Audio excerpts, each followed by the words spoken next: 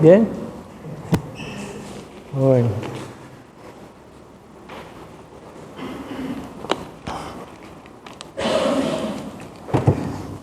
Disculpad. Qué bueno es poder ir a la palabra del Señor juntos, ¿verdad? Pero también cada uno en nuestros hogares y poder hacerlo habitualmente. Cuando vamos a este libro de Hechos de los Apóstoles, vemos claramente el comienzo de la iglesia, ¿verdad? De la iglesia de Jesucristo. El capítulo 1, que el Señor Jesucristo se despide de sus discípulos diciendo que Él va a volver, pero mientras tanto que ellos recibirán poder por medio del Espíritu Santo para ser testigos allí donde Él les enviare. Y vemos nuevamente la llegada del Espíritu Santo en el capítulo 2, en el llamado Pentecostés, donde el Espíritu Santo ya no está sobre las personas, sino que está en las personas como Dios había prometido en el Antiguo Testamento. Que pondré en ellos mis leyes y sus corazones serán no de piedra sino de carne, y en ellos habitaré. Y esto es lo que vemos que sucede claramente, y que a partir de ahí los discípulos comienzan a moverse de otra manera con respecto a su propósito en este mundo. Habían estado con el Señor 3 años, pero a partir de ahí, por medio del Espíritu Santo, es el Espíritu Santo el que les lleva, les indica, como Jesús había dicho, Él los llevará y os guiará a toda verdad. ¿Recordáis? Y es entonces cuando comienzan a cumplir la misión por la cual Jesús les había encomendado antes de irse. Y comienza a formarse la iglesia. De muchas lenguas, de muchas naciones, son bautizados por el Espíritu Santo, y es entonces cuando la iglesia comienza a formarse. Es la formación de la iglesia, el inicio de la iglesia. Y podemos decir que los cristianos estamos unidos no solamente por nuestra unión con Cristo, sino también con la iglesia de Jesucristo. En el momento en que creemos en Jesús como nuestro Salvador, no solamente Dios nos une a Él, sino que nos une entre nosotros. Formamos un solo cuerpo, como dice el apóstol Pablo, y es el cuerpo de Cristo. Y somos no solamente uno con Dios, sino también entre nosotros. El propósito de Dios no ha sido nunca el salvar a individuos para aislarlos, sino para unirlos. Es la reconciliación, es la base de la reconciliación que Dios produce, no solamente del individuo con Dios, sino también entre los individuos. Nos llama a estar unidos entre nosotros, no aislarlos los unos de los otros, y eso es la congregación, el congregarse, pero también a no aislarnos del mundo. Estamos en el mundo, pero no somos del mundo, y por eso Jesús le dice a los discípulos, id a todas las naciones y dad el mensaje de la buena noticia de salvación. Por lo tanto, no estamos llamados a aislarnos, sino a unirnos. Y esto es lo que Dios nos ha puesto, lo ha puesto por el Espíritu Santo en nuestros corazones. Dios se propuso edificar su iglesia como una comunidad nueva y redimida, pero también como una iglesia viva. Y cuando vamos al principio de este libro de los Hechos, y en los versículos que hemos leído, vemos claramente una iglesia renovada por el Espíritu Santo, una iglesia que manifestaba vida, una vida espiritual que brotaba por todos sus poros, porque habían sido transformados por el poder del Espíritu Santo. Podemos decir sin miedo a equivocarnos que la iglesia está en el centro del plan de salvación de Dios para la humanidad. Y cuando hablamos de iglesia, nos estamos autoexaminando a nosotros mismos, nos estamos examinando a nosotros mismos, porque como decíamos, formamos parte indisoluble desde el primer momento en que creímos del cuerpo de Cristo. Por lo tanto, cuando hablamos de iglesia viva, hablamos de individuos vivos espiritualmente. No se puede formar parte de la iglesia si uno no está vivo espiritualmente, y para eso hay que nacer de nuevo es Dios quien produce esto, como sabemos, por el poder del Espíritu Santo. La iglesia está, decimos, en el centro del plan de salvación. Y Cristo no solo murió para redimirnos de toda iniquidad, de todo pecado, sino también para reunir y purificar para sí mismo un pueblo deseoso de buenas obras. Lo dice Tito en su carta en el capítulo 2, versículo 14. Cristo se entregó a la muerte por nosotros para rescatarnos de toda maldad y limpiarnos completamente, haciendo de nosotros el pueblo de su propiedad, empeñados en hacer el bien. Podemos decir que la iglesia es la comunidad del bien. Podemos decir que la iglesia tiene ese propósito. Al haber sido redimidos, como dice aquí Tito, Cristo haberse entregado a la muerte por nosotros para rescatarnos, limpiarnos de toda maldad completamente, nos ha llamado a formar parte de su pueblo, un pueblo que está deseoso de hacer buenas obras, dice otra traducción. Y en la eternidad, cuando Dios rescate a su iglesia, estaremos también como un solo pueblo. Y Juan se anticipa a esta visión en Apocalipsis y nos muestra lo que será esa multitud de los redimidos ante el trono de Dios, adorando al Cordero de Dios. Por lo tanto, si pensamos en nuestra relación con Dios de salvación, indefectiblemente necesitamos pensar no individualmente solamente, sino también en el sentido de comunidad. No podemos separar los dos conceptos. No somos solamente cristianos individualmente relacionados con Dios, sino que además, indefectiblemente, somos cristianos, hijos de Dios, relacionados con Dios, pero también relacionados los unos con los otros. Y esto es algo que lo sabemos, pero que muchas veces no lo ponemos en un primer lugar en nuestra relación con Dios. Y es algo que estaba en las características de la primera iglesia. Pero ¿cómo es una iglesia viva? ¿Qué características tiene? ¿Cuáles son los síntomas que manifiestan que yo puedo ser un cristiano vivo espiritualmente y la comunidad donde estoy es una comunidad viva espiritualmente? ¿Qué características podemos ver en la palabra de Dios? Cuando vamos a estos versículos que nos narran esta primera iglesia, muchas veces vamos con una lectura idealista. Tenemos a la iglesia primitiva un poco idealizada, ¿verdad? Como decir, bueno, es que ellos, qué fervor, qué evangelismo, qué manera de relacionarse, qué manera de actuar. Y nos olvidamos de otras partes que vemos también en el libro de Hechos, que había también hipocresía, había también actitudes que eran individualistas, habían rivalidades, había inmoralidades, había toda clase de impurezas también como las hay hoy. Cuando vamos a la lectura debemos hacer una lectura más bien realista y no idealista de lo que era la iglesia primitiva, y encontramos de todo, pero vemos características claves, sobre todo aquí en este capítulo 2, que nos muestran ¿cuáles eran esas características de una iglesia viva? En primer lugar es porque estaba formada por individuos, por creyentes, que estaban muy vivos espiritualmente. Cuando Pedro hace ese primer discurso, esa primera predicación, se convierte en más de 3.000 varones, dice, es decir, que podría haber más personas todavía que se convierten. Y vemos allí que hay una efervescencia espiritual, ¿verdad?, en ese llamado del Señor a su iglesia. Nos maravilla ese ímpetu evangelístico, un impacto que transformaba al mundo que estaba a su alrededor constantemente.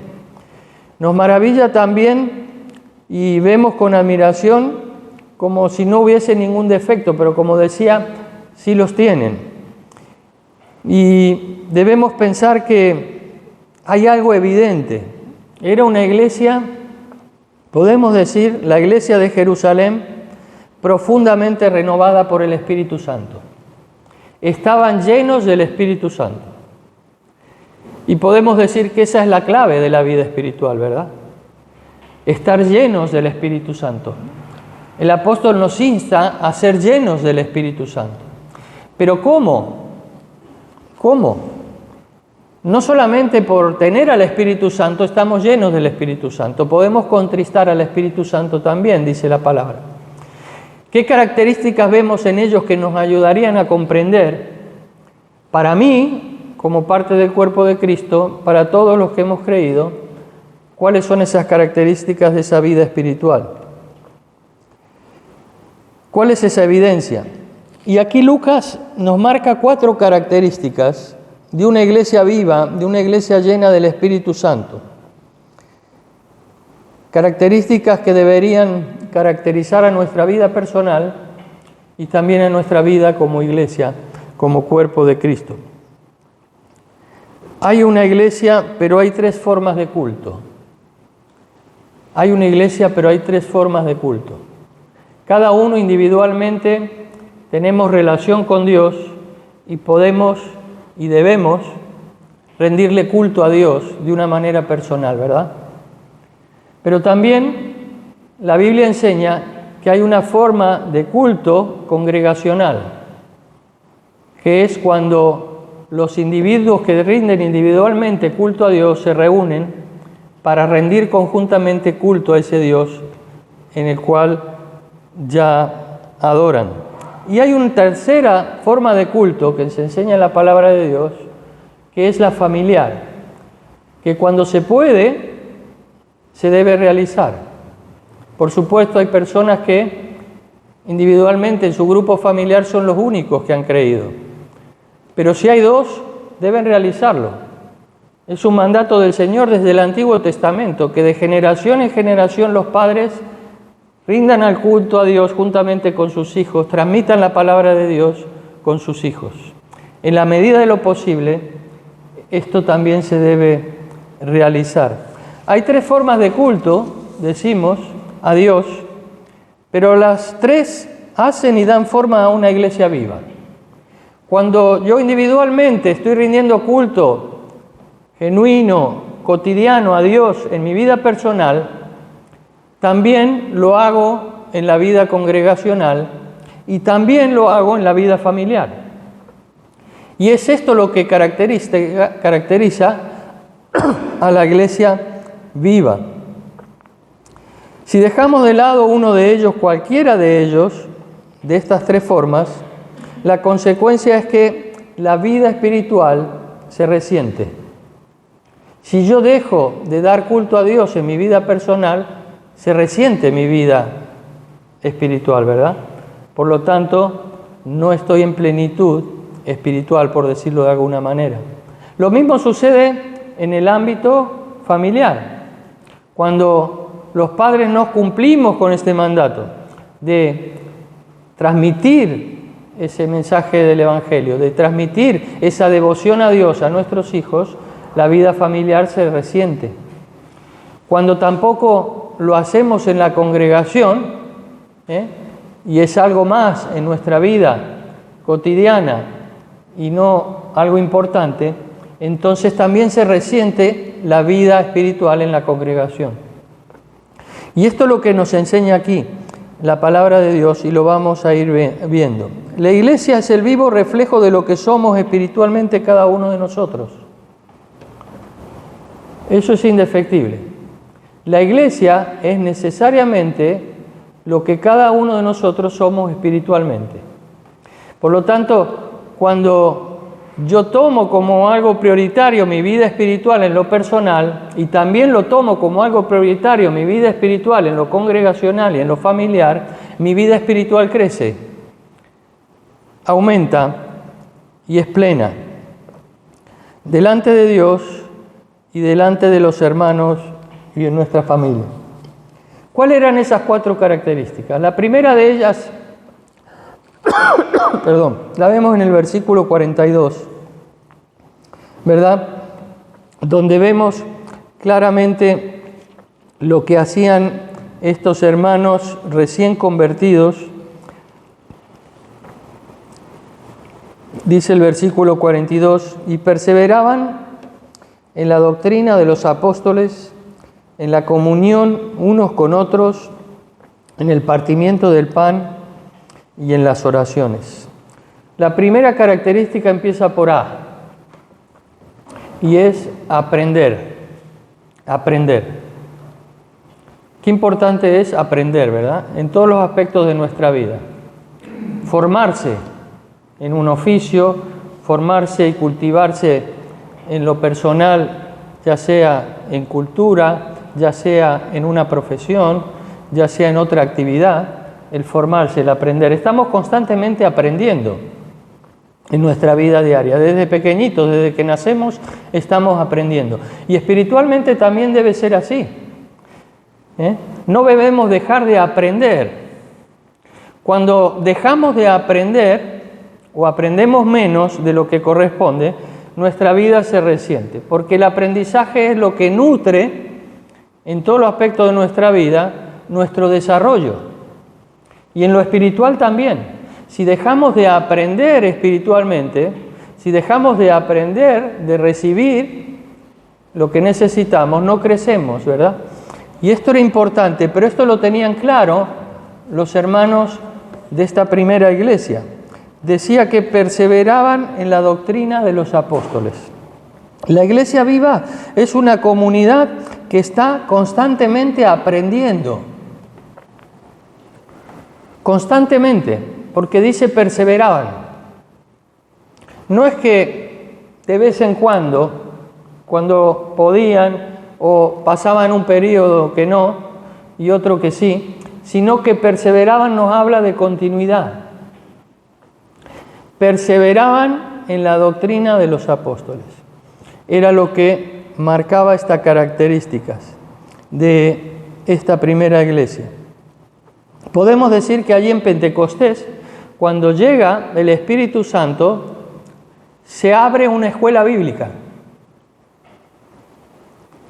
3.000 o más personas, bebés espirituales, necesitan aprender. Y no fue porque pensaron que el haber recibido el Espíritu Santo, esa plenitud de esta manera, era algo místico y se tenían que contentar solamente con esa experiencia. Sin embargo, además de haber recibido esa experiencia de el Espíritu Santo, se dieron cuenta que necesitaban aprender y perseveraban en la doctrina de los apóstoles constantemente, independientemente de haber tenido una experiencia espiritual profunda. Lamentablemente hoy en día vemos congregaciones, iglesias, donde se disocian estos dos conceptos y se buscan a veces experiencias, pero sin tener en cuenta la necesidad de aprender los fundamentos de la palabra de Dios. Y en otras vemos lo contrario. Se hace mucho hincapié en aprender de la palabra, pero se niegan las experiencias espirituales o no se le da tanta importancia de una manera personal. En la iglesia primera vemos claramente que estaban presentes estas dos cosas. Por lo tanto, necesitamos aprender, pero sin negar nuestra vida espiritual y lo que el Espíritu Santo nos vaya mostrando, dándole libertad al Espíritu Santo para que obre de esa manera en nuestras vidas. Una cosa no quita la otra, de hecho es al revés, las dos van completamente unidas, porque si negamos o dejamos de aprender, nuestra vida espiritual se resiente y por lo tanto tendremos menos posibilidades de vivir esa plenitud del Espíritu Santo, ¿verdad? Una es va de la mano con la otra. Perseveraban en la doctrina de los apóstoles y querían aprender todo lo posible. Tenían hambre de la verdad. Y lo hablo por mí, Yo muchas veces he perdido el hambre, el apetito espiritual por la verdad. Me conformo simplemente con mantenerme, ¿verdad? ¿No os pasa? Pero ellos tenían un apetito voraz por la verdad, permanecían constantemente a los pies de los apóstoles porque querían absorber lo máximo posible la enseñanza de Cristo, de ese Cristo que acababa de cambiar completamente sus vidas. Lo que llamamos nosotros el primer amor, ¿verdad? Le hemos puesto esa etiqueta. Pero no debe ser el primer amor, debe ser el amor. Debemos quitarle la primera palabra, de primer. Debe ser un amor constante a la palabra de Dios, a querer aprender de la palabra de Dios, a conocer más a Cristo a través de la palabra de Dios y no contentarnos con una experiencia que puede ser puntual. Perseveraban, tenían hambre en la verdad. Si vamos al libro de Hechos, capítulo 5, versículo 42,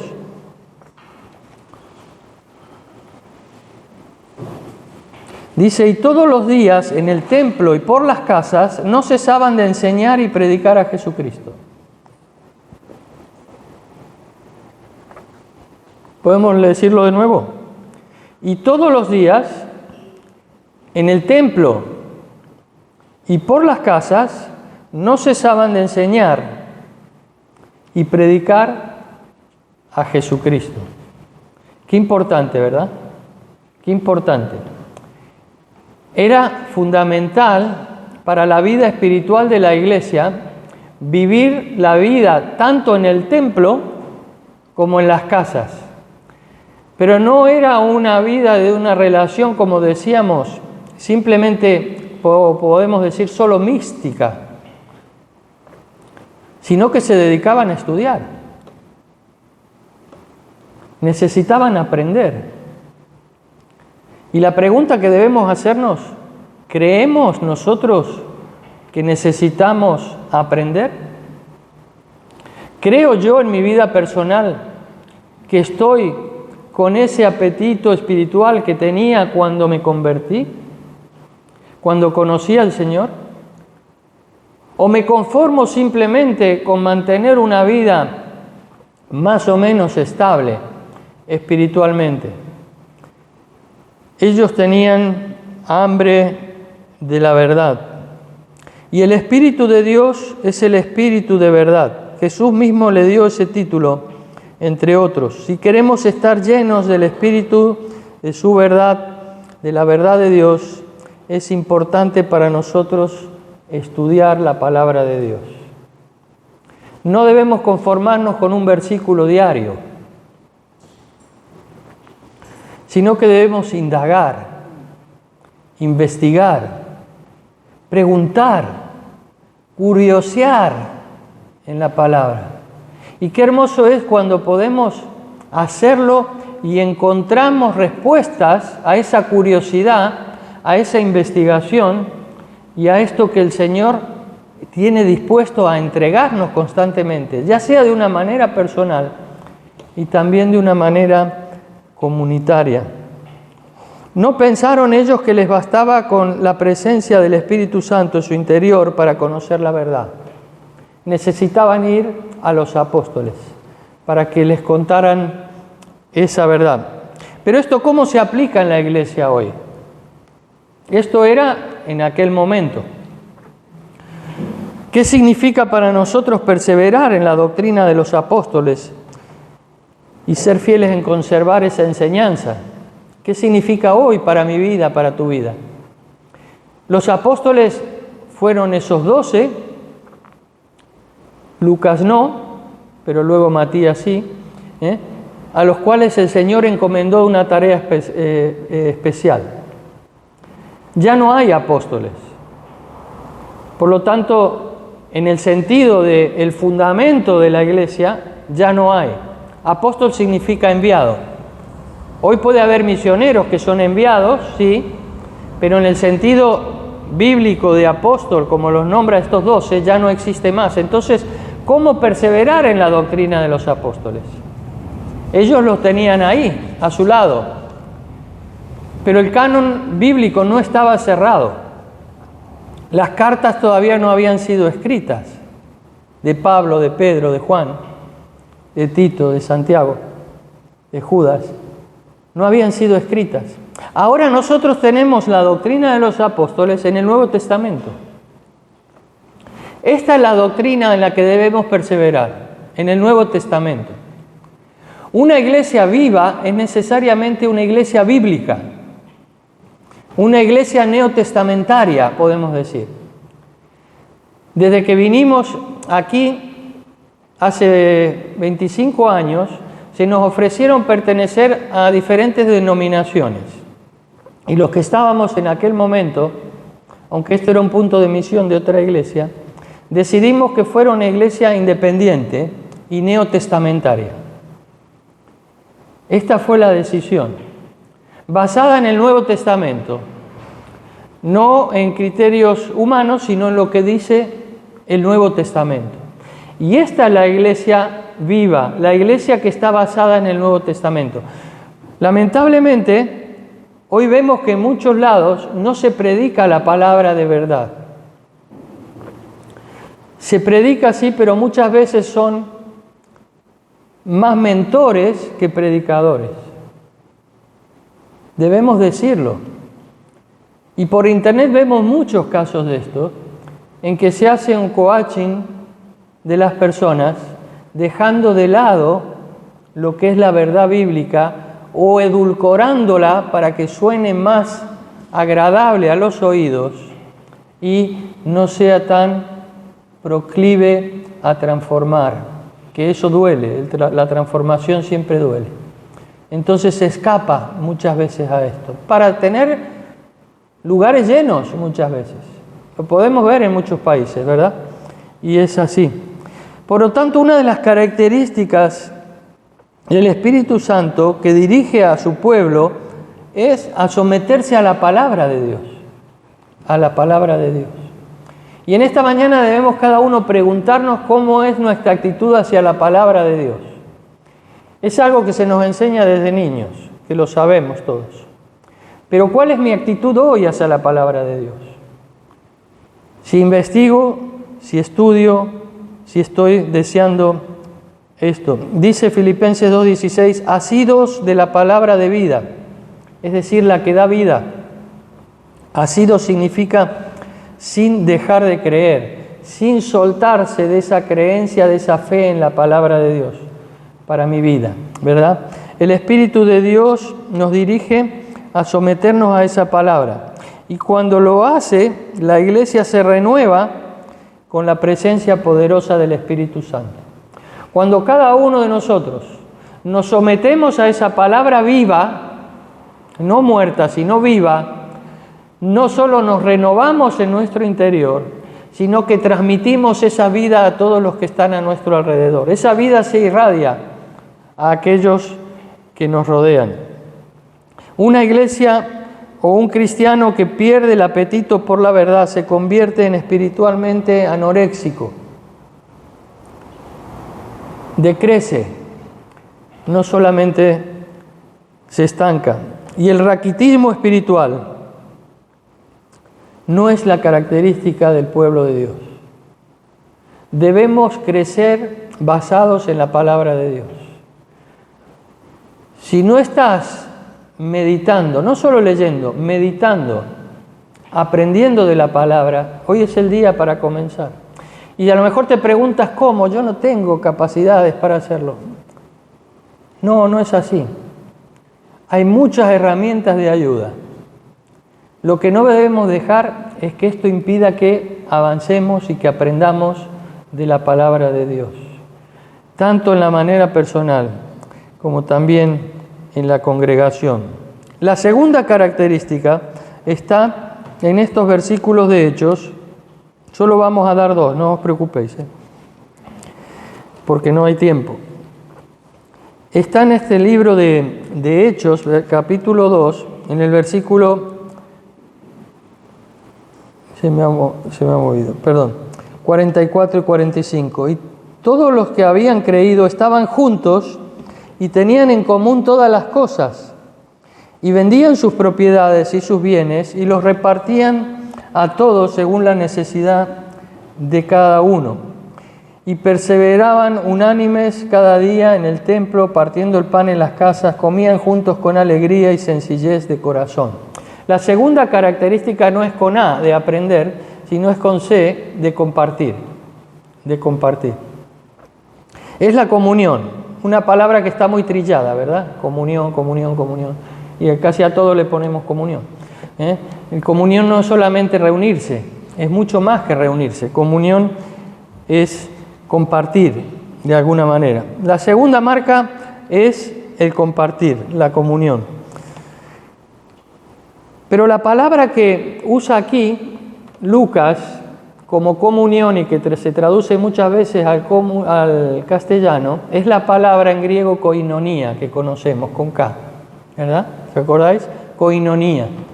Y koinonía tiene un significado en dos aspectos, básicamente, podemos decir. Pero, ¿qué significa koinonía en el original, en el griego? Describe aquello que tenemos en común, lo que compartimos como creyentes en Cristo. Todos los que hemos creído en Cristo tenemos cosas en común. Quizás no las canas o las gafas, pero sí espiritualmente hablando. Tenemos muchas cosas en común. Podríamos enumerarlas, pero no es el momento.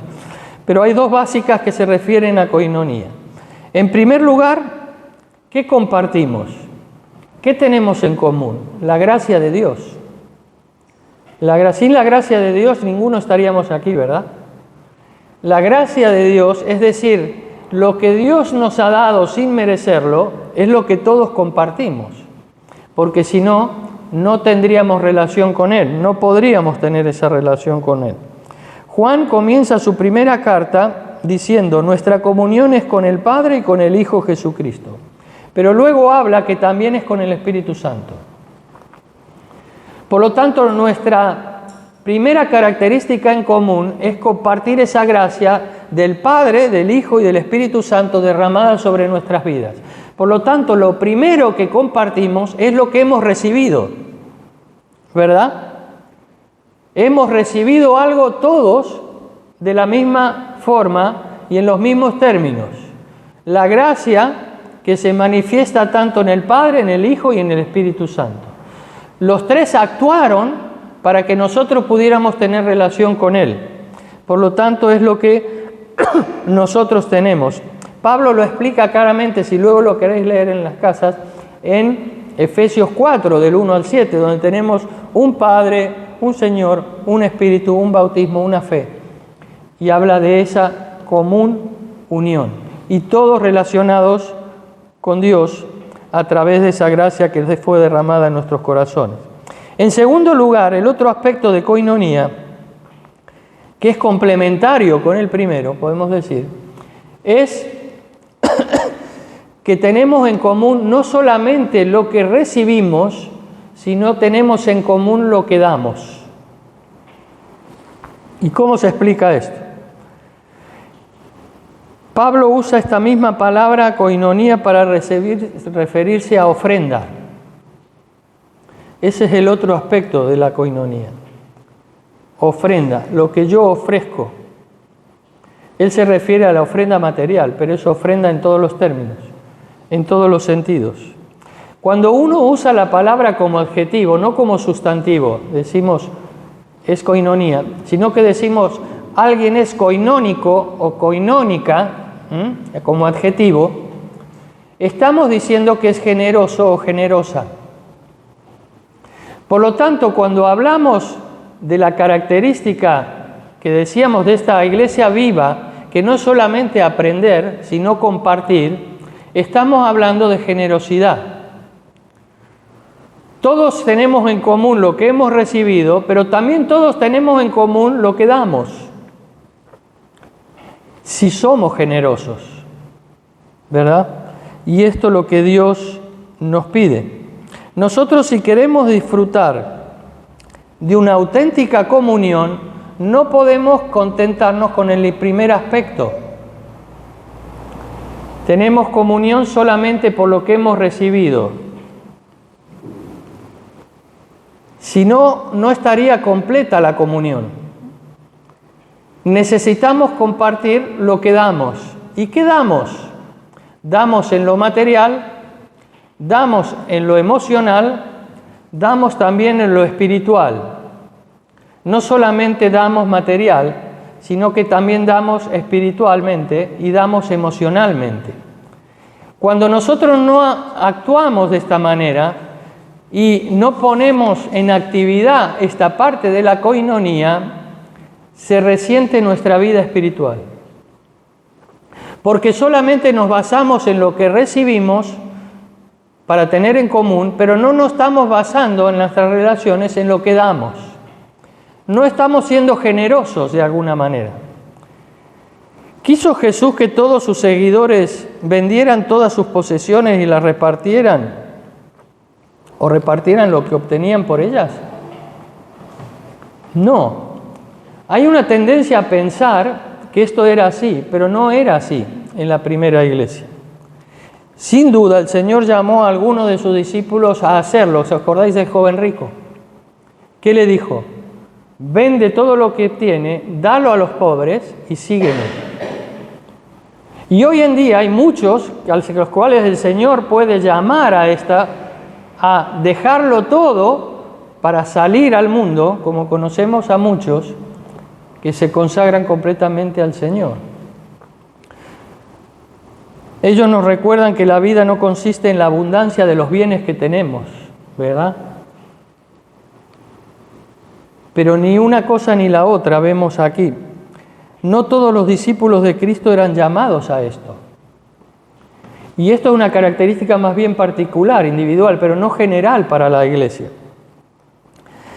La prohibición de la propiedad privada es más algo, podemos decir, económico, político, es comunismo, pero no es cristianismo. Y podríamos entrar a diferenciar por qué es comunismo y no es cristianismo, pero no es el momento. Pero una característica principal es que no es por obligación. El comunismo es por obligación, es impuesto. En cambio nosotros es voluntariamente lo que podemos dar si somos generosos, ¿verdad? Podemos decir que el cristianismo más bien se relaciona más bien con otras tendencias que precisamente con esta, aunque muchas veces se ha identificado o se ha querido identificar comunismo con cristianismo. Pero es otro tema. La prohibición de la propiedad privada no es una doctrina cristiana. Aún en la iglesia en Jerusalén, la decisión de vender esas posesiones era voluntaria, no era impuesta, ¿verdad? Por lo tanto, nacía de la generosidad personal de cada uno de los hijos de Dios. Cuando vemos en el versículo 46, que podemos leer, dice claramente que perseverando partiendo el pan, ¿dónde dice? En las casas. Por lo tanto, seguían teniendo casas. Se reunían tanto en el templo como en las casas. No es que todos habían vendido todo, sino que cubrían las necesidades, si era necesario, de los hermanos que podían tener necesidad, y voluntariamente cada uno. Pero se seguían reuniendo en las casas. Había casas. En 2 Corintios 9:8, Dios, dice Pablo, Dios puede darles con abundancia toda clase de bendiciones para que tengan siempre todo lo necesario